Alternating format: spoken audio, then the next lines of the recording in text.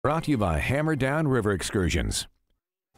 In most parts of Idaho, if you keep more than 6 rainbow trout, you are breaking the law. But on one Idaho river, Fish and Game managers want anglers to keep as many as possible. In a story shot 1 week before the governor's stay-at-home order, Steve Liebenthal takes us to Swan Valley, Idaho, with this week's Idaho Backroads Report.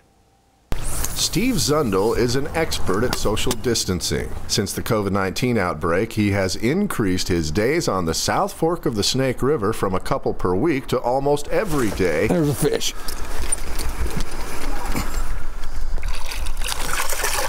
And he catches lots of fish. Let's see what I get there. 1, 2, 3, 4, 5, 6, 7, 8, 9, 10, 11. Oh, I got 12. But isn't the limit on rainbow trout 6? Not here. 16 years ago, the Idaho Department of Fish and Game lifted the limit on rainbow trout in the South Fork. Oh, there's a fish. Little fat rainbow. Managers admit introducing the non-native species decades ago was a mistake. Rainbow trout are very prolific, and here they are crowding out cutthroat trout, putting the population of the native fish at risk. This is a unique population of Yellowstone cutthroat trout with all of their life histories still intact, and so it's very important to Yellowstone cutthroat trout throughout their range. And their biggest threat is rainbow trout. Fish and Game removes thousands of rainbows from the South Fork with electrofishing. But every time they do, they place tiny tags in a few and put them back in the river.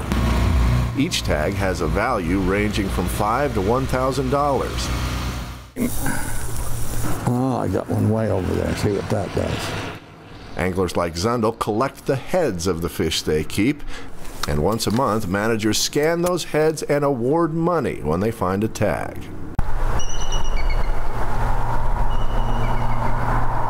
Zundel and his fishing partner Vard Wright, now being sure to fish 6 feet apart, are by far the biggest contributors to the program.